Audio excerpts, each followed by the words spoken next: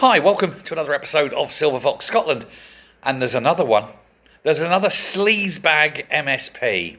This one has been sending explicit pictures. You know, the D pics, as they say. Pics of the D. The old love rocket. And he's been sending them to a young staffer on Grindr, the gay app. The MSP in question, though, is a married man with children. Now, I've got to say, all credit really to the young staffer, because he says he's not going to take it further, not because he wants to protect the MSP in question, but because the MSP's got children, he does not want to destroy the children or put them through the ringer, pardon the expression, over this. So there's some decency there. However, the authorities who have been told about this are refusing to say who the person is, are refusing to say even the party the person is. It's all being very, very much hushed up and kept under wraps. The only trouble is these things do eventually come out. So there's a lot of speculation.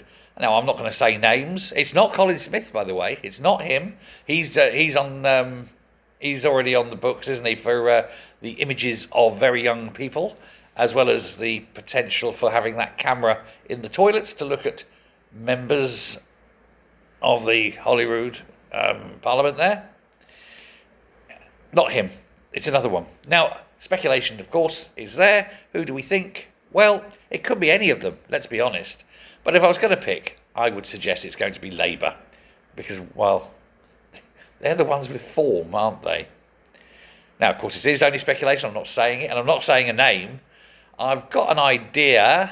There's one or two that spring up. But what can you say? If it isn't Labour, there's one or two SNP that springs up. There's possibly a sort of Tory. You know, you look around and they're all there. I wonder who it is. I wonder why they're being protected. I wonder. Isn't it odd, isn't it? It's always, what is it with politicians and this kind of dirty, sleazy, you know, if you're a married man with kids and you think, oh my God, midlife crisis, I'm gay, just come out and say it.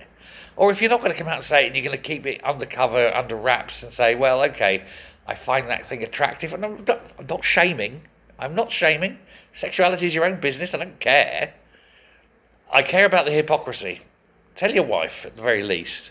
Let her know. Yes, we've been together 24 years, Margaret, and we've got 3 lovely sons.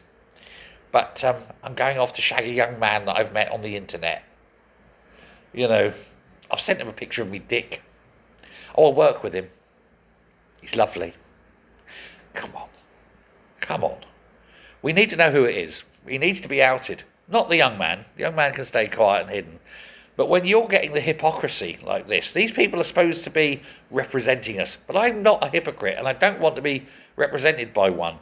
And I know I'm not because I'm not in Scotland. But do you want to be represented by a hypocrite, a liar, someone who makes a solemn promise to his wife and then fails to keep it? If you're lying that to his wife and family, what's he doing to us? Get him out. Don't care. Get him out.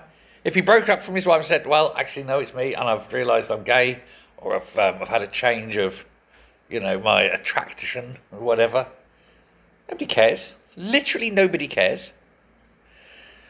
But to stay with the wife and kids and then cover it up and then hope to God that no one else comes out. You've got to be thinking of the stress this guy's living under.